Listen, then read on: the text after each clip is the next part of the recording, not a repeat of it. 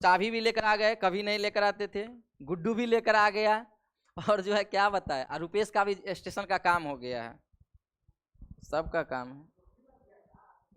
क्या करा, देखिए जब सफलता मिलने वाली रहती है ना, देखते हैं ना, जब दिया का बुझने का टाइम आता है ना, तो क्या होता है, उसका लौ एक तेज हो जाता है। इसका मतलब जब आप रिजल्ट दे रहे हैं, चाहे मैं रहूं, इन्हें दिलासा देने के लिए नहीं, कोई भी, जब देखिए आप रिजल्ट दे रहे हैं, पढ़ रहे हैं, रिजल्ट दे रहे हैं, बहुत सारा विकट परिस्थिति आ रहा है, इसका मतलब आपकी कदम जो है सक्सेस की ओर जाने वाली है, अग्रसर है।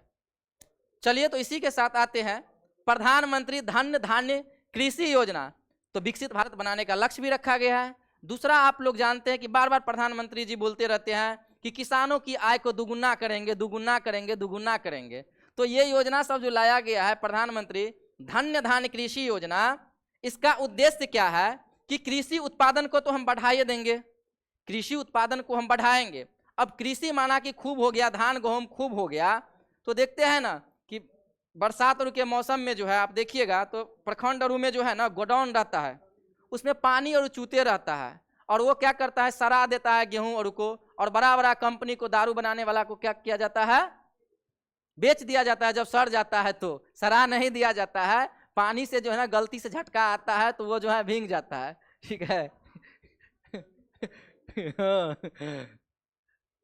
चलिए, हाँ, तो देखते हैं, तो कृषि उत्पादकता को बढ़ावा देना, वो सड़ता नहीं है, खिड़की और कभी गलती से खुला छूट जाता है ना तो वो सड़ जाता है, तो फिर उसको जो है क्या किया जाता है, बेच दिया जाता है। लेकिन देखिए हमारे माननीय मुख्यमंत्री जी के द्वारा भारत को नहीं, बिहार में पूर्ण शराबबंदी जो है क्या कर दिया गया है, लागू कर दिया गया है। कहीं पर भी जो है शराब पीने की जो है खिलाफ जो है सख्त अभियान चलाया जा रहा है।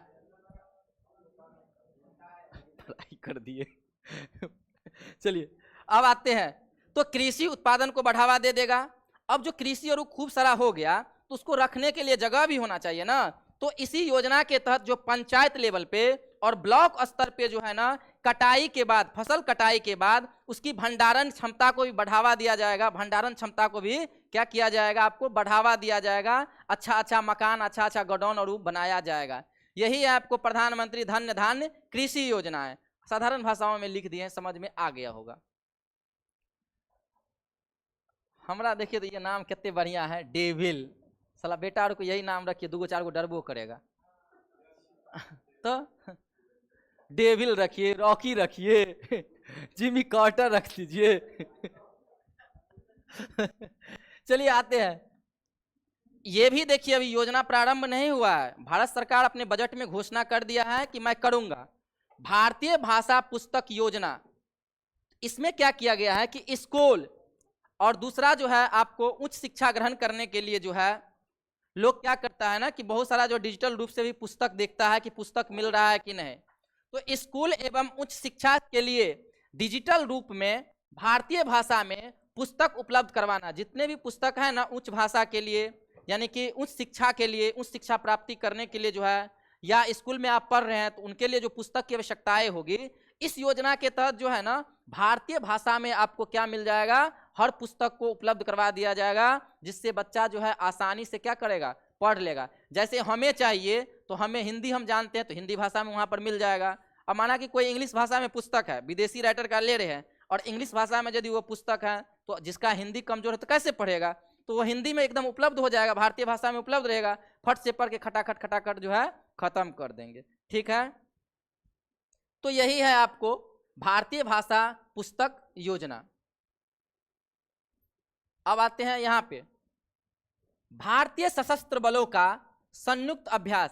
भारत के जो सेना है ना, इनकी जो है एक संयुक्त अभ्यास का हाल ही में आयोजन किया गया है, जिनका नाम है डेविल स्ट्राइक। आपको क्वेश्चन आएगा कि हाल ही में 2025 में भारतीय सशस्त्र बलों का एक संयुक्त अभ्यास का आयोजन किया गया, एक्सरसाइज का अभ्यास का आयोजन किया गया, वो किस नाम से किया गया, तो डेविल स्ट्राइक, याद रखिएगा, डेविल स्ट्राइक।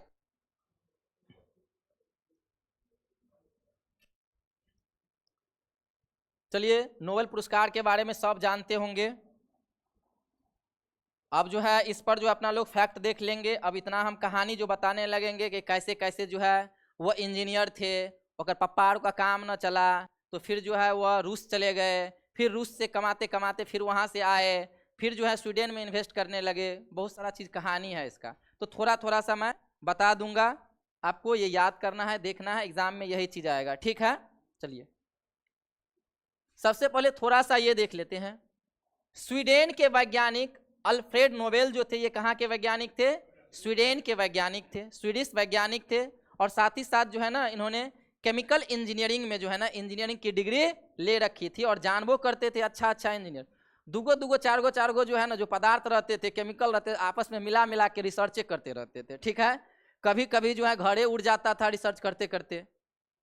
देखते हैं अल्फ्रेड नोबेल, इनका जो जन्म हुआ था ये हुआ था आपको 1833 ईस्वी में, और वह महीना जो था अक्टूबर था। ये अक्टूबर क्यों बता रहे हैं, इसमें कोई कारण है, आगे बताएंगे। अक्टूबर माह में इनका जन्म हुआ था। स्वीडन की राजधानी स्टॉकहोम है, यहीं पर इनका क्या हुआ था? जन्म हुआ था। फिर जो है जैसे ही जन्म हुआ पढ़ता गया पढ़ता गया पढ़ता गया, तो 1867 ईस्वी में जो है इन्होंने एक आविष्कार कर लिया जिनका नाम डायनामाइट रखा गया। क्या रखा गया? डायनामाइट रखा गया। इन्होंने जब आविष्कार किया तो इसका पॉजिटिव वेव में यूज हो रहा था, कहने का मतलब किसी पहाड़ को तोड़ने के लिए जो है, इन सबों के लिए जो है यूज हो रहा था इनको। अब माना कि यहाँ से यहाँ जाना है तो 10 किलोमीटर ऐसे जाया, माने घूम के जाते थे तो 2 घंटा लगता था, लेकिन बीच में जो पहाड़ था ना, इस पहाड़ को सड़क और बनाने के लिए जो बीच में पहाड़ आ जाता था उसको तोड़ने और में इसका काम किया जाता था। लेकिन एक बार हुआ क्या कि विस्फोट हो गया, ठीक है। और विस्फोट जब हुआ ना तो वह खुद ना मर करके उसका भाई की जो है क्या हुई, इस विस्फोट में गलती से मृत्यु हो गई। जब मृत्यु हो गया तो सुने होंगे आप लोग भी कहानी, लिखा था द डेथ ऑफ मर्चेंट, यानी कि मौत का सौदागर। बेचारा का मन में बहुत दुखी हो गया, दुखी पहुंच गया कि हम जो अभी जिंदे हैं, मरा है हमारा भाई, कोई और मरा है, लेकिन ये जो मेरे बारे में ऐसा लिखा गया है तो इसका मतलब साला हम मर जाते तब कैसा लिखल जाता, गलियाता अच्छा अच्छा। तो फिर इन्होंने जो है अपने अड़ोसी पड़ोसी दोस्त और ऐसी कहानी है कि बुलाया और बोले कि क्या किया जाए। तो बोले कि ऐसा करो कि तुम जो है कोई इस पैसे से जितना भी तुमको पैसा आया डायनामाइट जो तुम बेचा है अपने नाम से पेटेंट करवा के, तो पैसा आया होगा, इसको कुछ भलाई के कार्य में लगाओ। तो इन्होंने अपने एक वसीयत बना रखा था, जिन्होंने इसमें बोला था कि देखिए मेरे द्वारा जमा किए गए पैसे से जितनी भी इससे जो है इनकम आएगा, माने सूद ब्याज और वो आएगा, उन पैसा को जो है ना सामाजिक कार्यों में इस्तेमाल किया जाना है। तो देखा गया सामाजिक कार्यों में, कितने कार्यों में, तो बोला जो भौतिक के क्षेत्र में, फिजिक्स के क्षेत्र में अच्छा अच्छा काम करेगा, इन्वेंशन करेगा उनको, जो केमिस्ट्री के क्षेत्र में करेगा, बायोलॉजी यानी चिकित्सा के क्षेत्र में करेगा, साहित्य लेखन कला में अच्छा अच्छा किताब लिखेगा, या शांति के क्षेत्र में दो देशों के बीच में जो झगड़ा झंझट हो रहा है तो उनमें जो शांति स्थापित करेगा उन लोगों को। लेकिन अर्थशास्त्र के क्षेत्रों की उन्होंने बात नहीं की थी, बाद में बताएंगे। तो इन 1 2 3 4 5 क्षेत्रों में जो नोबेल पुरस्कार की शुरुआत हो गई थी 1901 से ही हो गई थी। स्थापना जब हुई उसी टाइम दिया गया था 1901 ईस्वी में। लेकिन जब स्वीडिश बैंक जो है, जब स्वीडिश बैंक है, क्योंकि स्वीडिश बैंक यानी स्वीडन में जो बैंक है स्वीडिश बैंक के 300वीं वर्षगांठ जब मनाई गई थी तो उसी समय पर क्या किया गया कि बोला गया कि अब अर्थशास्त्र के क्षेत्र में भी हम क्या करेंगे, नोबेल पुरस्कार देंगे। तो अर्थशास्त्र के क्षेत्र में नोबेल पुरस्कार की स्थापना कब हो गई? 1967 में। एक मिनट रुकिए ना, बोलने दीजिएगा, थोड़ा सा बोलने दीजिए, लिटिल बोलने दीजिए। अर्थशास्त्र के क्षेत्र में नोबेल पुरस्कार की स्थापना 1967 में हुई, लेकिन घोषणा हुई 1968 में, लेकिन प्रदान किया गया पहली बार 1969 में। इसीलिए मैं 68 लिखा नहीं हूं, यदि वो लिख देंगे तो आप लोग एग्जाम में गलती करके आइएगा, ठीक है, क्योंकि आपको डायरेक्ट पूछेगा, यही पूछेगा या ये पूछता है, और 68 मैं डाल के सेट के माध्यम से वो कंप्लीट करवा दूंगा, ठीक है, याद रखिएगा। अब आते हैं यहाँ पे, स्वीडन के वैज्ञानिक अल्फ्रेड नोबेल का जन्म हुआ था अक्टूबर 1833 में स्टॉकहोम में। डायनामाइट का आविष्कार कब किया था? 1867 में। इनकी मृत्यु हो गई आपको 10 दिसंबर का दिन था, 10 दिसंबर को इनकी मृत्यु हो गई 1896 में। अब इधर पढ़ाएंगे ना तब अब अच्छा से समझ में आएगा। और है एक पेज क्या, चलिए यहाँ पर एक पॉइंट लिखा गया है, देखिए नोट में लिखा गया है कि जो ये नोबेल अवार्ड दिया जाता है, इनकी घोषणा होती है अक्टूबर में, क्योंकि मैं बताया हूं कि अक्टूबर 21 अक्टूबर शायद था, 21 अक्टूबर के आसपास, शायद अक्टूबर ही था, इसको काट देते हैं, 21 अक्टूबर ही होगा। हाँ, अक्टूबर 1833 में क्या हुआ था इनका जन्म। तो जन्म दिवस पर जो है ना इस प्राइज का घोषणा किया जाता है, और मरण दिवस यानी कि बोले तो सही भाषाओं में पुण्यतिथि, पुण्यतिथि के दिन जो है ये प्रदान किया जाता है नोबेल अवार्ड। घोषणा किया जाता है अक्टूबर माह में, क्योंकि अक्टूबर में जन्म हुआ था और इनकी मृत्यु हो गई थी 10 दिसंबर को, तो इन्हीं लिए जो है इसको पुण्यतिथि पर जो है ये घोषणा करके जो है इस पर और इस पर प्रदान किया जाता है। अब आते हैं पीछे, हो गया। चलिए अब यहां से नोबेल पुरस्कार स्थापना हुई थी 1901 ईस्वी में। क्लास लऽ रहल छियै, बाद में करै छी कॉल।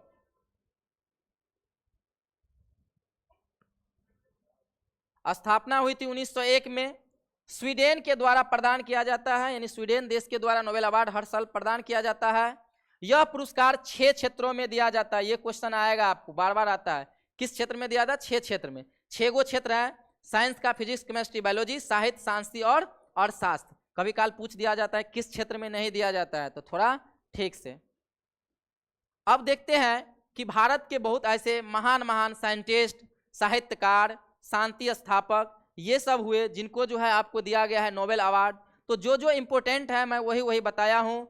अब कहीं पर आएगा कि रमन प्रभाव, तो कोई ना पूछ दीजिए रमन प्रभाव, क्योंकि रमन प्रभाव का मैं इतना लंबा चौड़ा व्याख्या नहीं कर पाऊंगा। जब रमन प्रभाव आपको फिजिक्स में आएगा तो वहां पर मैं बता दूंगा। अब चलते हैं यहाँ पे, नोबेल अवार्ड विजेता भारतीय या भारतीय मूल के व्यक्ति।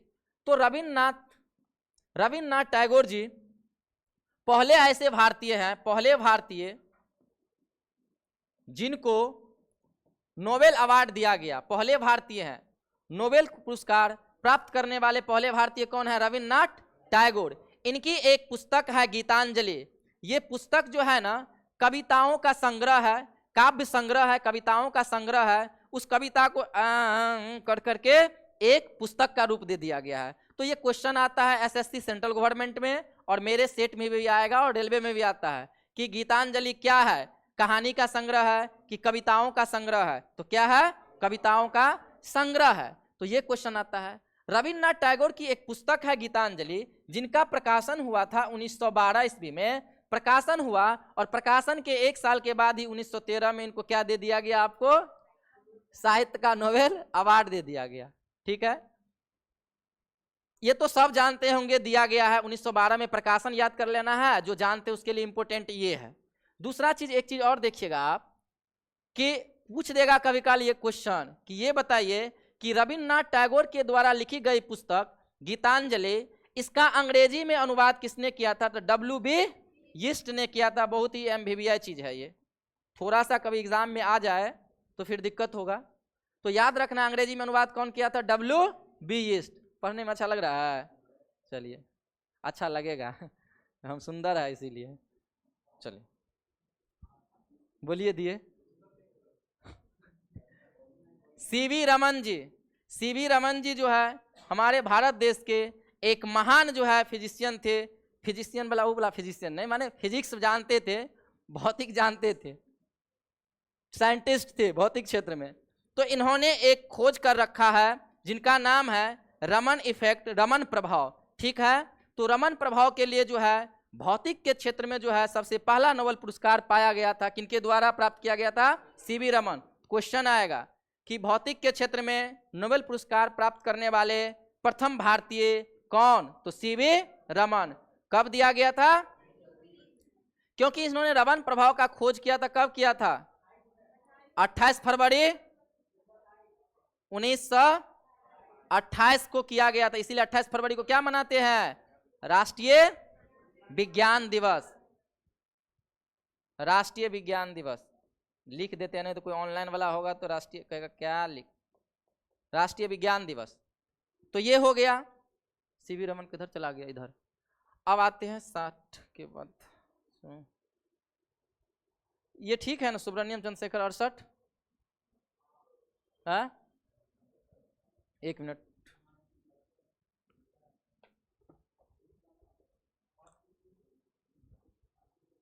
अच्छा कोई बात नहीं। हमको लग गया कि गलती है, किधर है?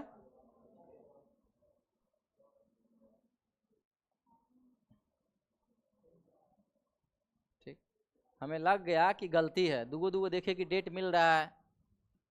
चलिए आते हैं हरगोविंद खुराना। तो हरगोविंद खुराना जी जो है, इनको 1968 ईस्वी में कृत्रिम जीन संश्लेषण हेतु जो है बायोलॉजी के क्षेत्र में क्या दिया गया? नोबेल अवार्ड दिया गया।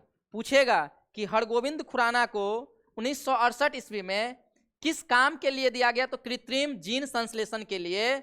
और कब दिया गया? तो 1968 में। किस क्षेत्र में? तो बायोलॉजी यानी कि चिकित्सा के क्षेत्र में। फिर देखते हैं माता जी का रोटी गोल बता दिए हैं। मदर टेरेसा, बोलेगा कि भारत की प्रथम महिला जिन्हें नोबेल पुरस्कार प्राप्त हुआ, तो याद रखिएगा मदर टेरेसा। तो मदर टेरेसा को 1979 ईस्वी में सामाजिक कार्य के लिए, ये जो है देखिएगा मदर टेरेसा का एक निर्मल हृदय नामक एक संस्था भी है जिनकी स्थापना वेस्ट बंगाल। तो वो क्या करती थी ना, जो कुष्ठ रोग और नहीं हो जाता है, माने कोई भी बीमारी हो जाता था, तो वो उनका बहुत अच्छा से सेवा शुश्रूषा करते थे। तो याद रखिएगा कि सामाजिक कार्य से प्रभावित होकर जो है स्वीडिश संस्था के द्वारा जो है इनको क्या दिया गया? सामाजिक कार्य के लिए शांति के क्षेत्र में जो है क्या दिया गया है? सामाजिक कार्य के लिए शांति के क्षेत्र में इसको नोबेल पुरस्कार दिया गया है। तो क्वेश्चन आएगा कि नोबेल पुरस्कार प्राप्त करने वाली प्रथम भारतीय महिला, तो मदर टेरेसा। किस क्षेत्र में? शांति के क्षेत्र में। किस क्षेत्र में? शांति के क्षेत्र में। माता का ही नाम ना मदरे का नाम ना शांति होगा, फादर का नाम शांति थोड़ी होगा, ऐसे याद रख लीजिएगा। सुब्रमण्यम चंद्रशेखर जी को 1983 ईस्वी में चंद्रशेखर सीमा के लिए जो है खोज के लिए जो है इनको भौतिकी के क्षेत्र में नोबेल पुरस्कार प्रदान किया गया था। चलिए अब आते हैं,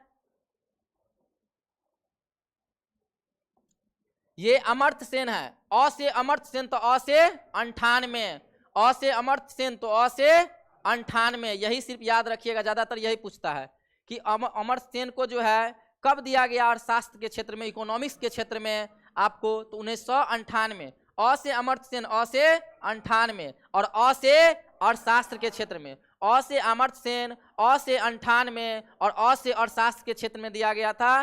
कल्याणकारी अर्थशास्त्र पर इन्होंने जो है रिसर्च किए थे, इन्हीं के लिए इनको दिया गया है आपको अर्थशास्त्र के क्षेत्र में नोबेल प्राइज। थोड़ा सा इनको देख लेते हैं, वीएस नायपाल जी को।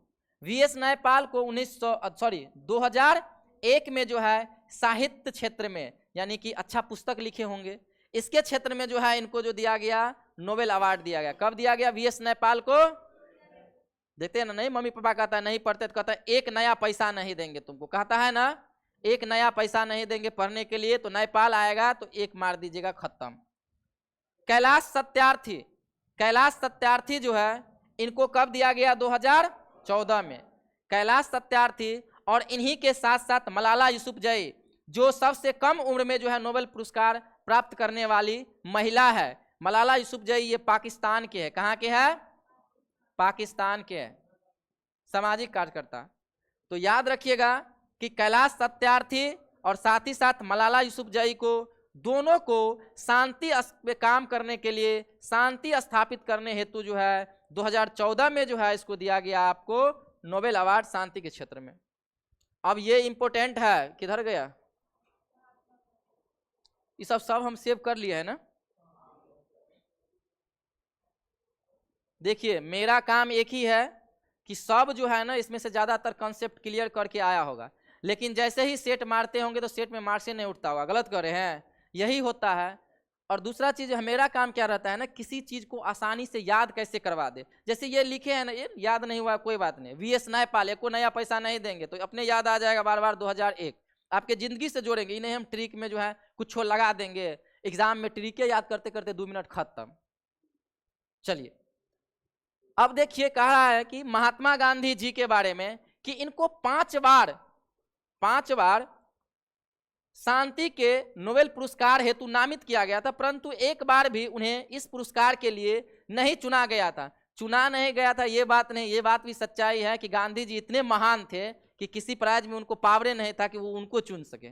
ठीक है, समझ गए ना। वो अपने जो है एकदम क्या कहे, उनके सामने में ये नोबेल प्राइज कौन, हटिए ना कहेंगे, समझ गए होंगे हम क्या कह रहे हैं, भावनाओं में हम बह गए थे, लेकिन ये बात भी कहीं ना कहीं सत्य है। ठीक है, गांधी जी कोई ऐसा शायद हमको लग रहा है कि देश नहीं होगा तो इन्हें 2-4 को निकाल दिया। ज़्यादातर देशों में जो है ना गांधी जी के नाम पर, जिनको कहते हैं बापू के नाम से भी जानते हैं अपना लोग, इनका जो है नाम पर रोड, सड़कें, घर, माने घर का मतलब कोई सरकारी आवास, सब बहुत सारा सब जो है ना रोड है इनके नाम पे। ठीक है, तो चलिए, दुनिया को इन्होंने सत्य और अहिंसा का जो है मार्ग जो है सिखाया। ऐसे भी हमारे भारतीय ऋषि मुनि ने भी सिखा ही दिया था पहले ही। इसीलिए अपना लोग क्या बनेंगे, विश्व, भारत जो है क्या बनेंगे, विश्व गुरु। कब तक बनेंगे इसका लक्ष्य अभी देखते हैं। चलिए अब देखते हैं, क्या सुनिए,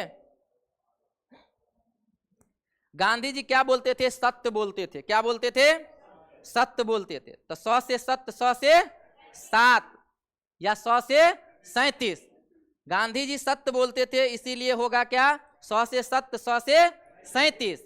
लगातार जो है ना सतिया दीजिएगा 3 गो, यानी कि 37, 38, 39। इसका मतलब हो गया 1938, 1939। अब जो है 100 से 37, तो 100 से फिर जो गैप करेंगे तो 47। 57 का है नहीं, 100 से गलती करके आइएगा, लेकिन मेरे भाई 6 से 66 गलती नहीं करके आइएगा। ठीक है, 100 से सत्य बोलते तो 100 से 37, 37, 38, 39, 3 गो लगातार। उसके बाद जो है 100 से 47, तो एगो और बढ़ जाना है लगातार 48। कहेगा कि गांधी जी को किस वर्ष जो है आपको नोबेल पुरस्कार है तो नामित नहीं किया गया था, और रेलवे में ऐसा क्वेश्चन आता है। 37, 38, 39, 47 और 48। आशा करते हैं कि आप लोगों को ये डेट तो याद हो ही गया होगा। ठीक है, अब क्या कुछ है, ये तो लिखल गया है झुट्टो से। आज हम भी थोड़ा जो क्या करते हैं ना, टाइम भी हो गया है, न तो पॉलिटी हुआ है आज, न तो बायोलॉजी हुआ है। बैठे जा जो, इसके लिए जो है हम क्षमा चाहते हैं, क्योंकि हमें भी रूम पे जाना है। कल 8 बजे, कितने बजे, 8 बजे आप लोग आ जाइएगा। 8 से 10 चलेगा। हाँ, सुबह में 8 से 10 सुबह में आ जाइएगा, क्योंकि ऑलरेडी मैं सोमवार को छुट्टी पर जाऊंगा। ठीक है, और इनका जो है ना रिकॉर्डिंग को कर दीजिए ना बंद। दया जी थोड़ा इनको जो है अति रिकॉर्डिंग बंद कर लीजिए।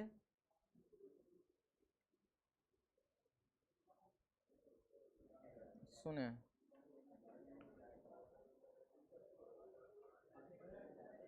कहाँ से रिकॉर्डिंग बंद होगा, कौन जा रहे हैं जी, स्टॉप रिकॉर्डिंग, स्टॉप।